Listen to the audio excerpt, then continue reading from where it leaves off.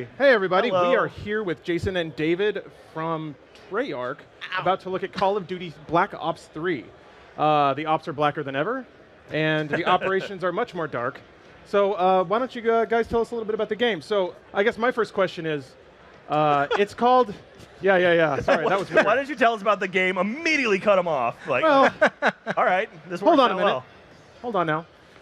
So my first question that comes to my mind is, it's called Black Ops 3, obviously the third Black Ops game, but Black Ops has now spanned, what, 80 years? More? It's getting on a bit now. I mean, we're at 2065, so yeah, we started back in the Cold War. Yeah, it's got quite a few years now. So what is the thread that connects all of these games together? I mean, there's multiple ones. It's Gary Oldman, right? He's the thread. Gary Oldman, one of the threads. He's everything. We started off and it was about, from the campaign point of view, it was about essentially a man corrupting another man. That was the kind of beginning of that story. And then into 2, it was about man corrupting machine, taking over the kind of drones and so forth. And then in 3 now, it's kind of culminating into a combination of the 2 is probably the most cryptic way I could say it. I got you. Okay, all right. Well, let's take a look at the game. Let's start rolling that footage, huh?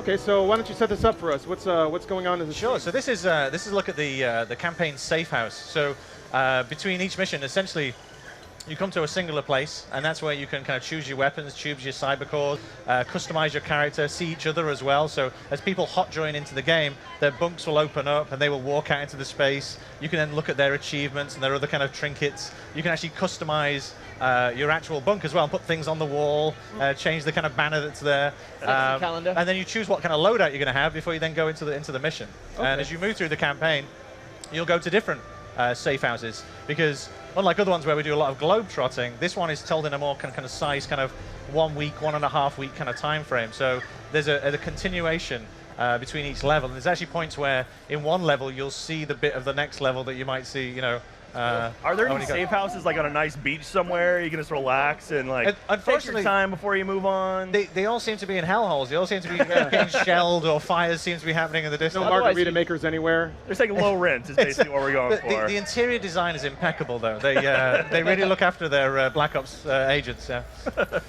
So in Black Ops 2, one of the banner features of the main campaign was the variable story. Yeah. Is that kind of how we're seeing that manifested in 3? No? It's a little bit different, and we're deliberately kind of obfuscating some of the details. But Sure. what we've done is, rather than kind of going into the kind of branching storyline, what we're doing is investing in like a multi-layered storyline. So because we kind of get a co-op, so co-op for the second time, right? But the first time in terms of fully envisaged co-op now for Black Ops 3. When you kind of go back in with your friends and you may kind of go and do a level multiple times, I would say there's going to be certain points where you go back and see something now and go, that makes sense, or I'm now seeing a certain dimension that maybe I didn't perceive or understand the first time. Okay. And that's where all our effort's gone into, this kind of multi-layered story, which hopefully I feel like people will have arguments over this story. I think people will strongly disagree and have strong opinions based on their own internal makeup, their own morality, and also what they have seen or possibly not seen in the story. And so rather than kind of having the branching ones where it's like, what did you see? I saw this, I saw that. It's the same story, but based on your perspective and based on what you bring to the narrative, what your interest is, you will experience and possibly draw different conclusions on what actually transpired. I see. So when it comes to the combat, you see some radial wheels pop up. You picking from like, what is it about? Looks like 18 different powers on those different screens. You're actually up to like 40 odd actually, because you've got 3 kind of different cyber cores and a selection of kind of 6 on each of them, and you can upgrade them as well. And so that has different abilities, right? So you have like a martial core, which has kind of close combat. You have this rapid strike where you see it kind of jumping in, striking a guy, and then chaining into another guy. There's a non-lethal actually, which is you'll see at one point a guy throwing up because he uses the sonic weapon, right? And there's different ones. Minority Report. There's a hacking in, right? You can hack into any drone that's on the battlefield or control it. So you'll see these kind of spinning balls of death, right? You can hack into that and then drive that around and press a jump button and jump into someone's face, kind of jibbing them and so forth. Go into the flying drones. And there's this myriad of different skills and abilities, and that's just the cyber cores. And you've got these tactical rigs as well, and that give you like passive abilities, like a repulsor armor, so that when rockets come in, they'll fly off. Percentage chance. And these are all bought, purchased, upgraded in the safe house. So then before you go into a mission, it's about, who are you? What kind of soldier are you?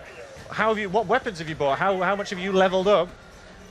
Your game style, what cyber cores you're going to take in, and that might then influence what kind of cyber cores I'm going to take in, and how we're going to kind of configure our group to take on that map. And we can see in the safe house as well the types of mission, the types of infantry, the types of AI we're going to be confronting, so we can make choices about our loadouts and how we're going to stylize ourselves. So are there any perks or anything that can make me a better player? Because I'm just terrible. Like, I'm the worst shooter ever. I am glad you said that, because yes, we do. Oh, great. So one of the perks of being a cyber soldier is you have this stuff called tactical mode or T mode, and you'll see it kind of switched on here. You see it on the floor.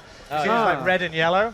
And what that does is, because all the soldiers are linked, anything that you see or I see, you immediately get information on. Oh, okay. So one of the tactics is to kind of get someone to run deep into the battle space, get a high position, look over there, and then that information will start telling me about what guys are out there. And that red that you saw on the floor meant that multiple people have crossfire on that area. So you stand in the red, you can get shot by like 2 or 3 guys, right? So red means dead. Got it. So that means dead, right? But that's a calculated risk, right? So, but you have to have people out there to be able to evaluate the battlefield to be able to draw those conclusions. Okay, so like, if you're not as good at shooting per se, you can kind of be more of a support and help everyone else out. Or you could hang back and say, okay, I'm going to really kind of rely on distance-based cybercore abilities and give support, or I'm going to go into that drone and provide air cover while you guys kind of on the ground do this other stuff. You'll love that. You're always about support. Yeah, You're always the healer. I'm always a medic or someone to watch from a distance. Yeah, I'm the one who tags everybody. That's all I do. You like to use the guns where if you pull the trigger, it just goes like straight in. Like a healing beam. Little flag comes out that says bang. Yeah, exactly. Like the one where you fire and it's like it tracks to somebody. I'm good at those. But when it's like actually pinpoint precision, no. So give me a sniper rifle. I'll shoot at the air. If you go into a safe house and don't change anything ever,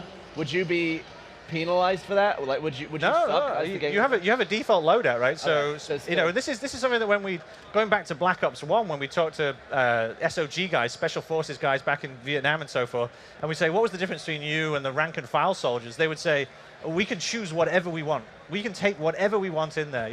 There was one story of him saying, well, a guy took a bow and arrow in. And we were like, really? If we put that in, people wouldn't believe us. But he's like, yeah, that's, you could choose those things and you could take them in there. So we put one in multiplayer. So we put one in, yeah.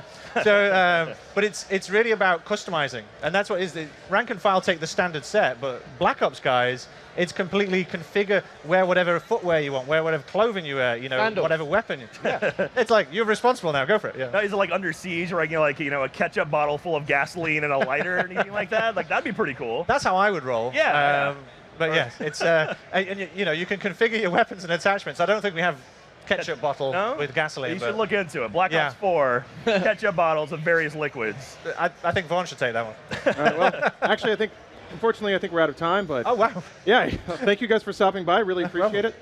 Really appreciate the fact that you're putting something aside from just incredible death and destruction in there. Some support abilities. That's interesting. So it's got depth. Yeah. Thanks for adding that. Very good. Yeah, the gameplay was awesome. Yeah, cool, man. really Thank good. you. Awesome. Looking forward to dying many times in your game. Oh, we will over and play. We will try and help you out as best as possible. All right.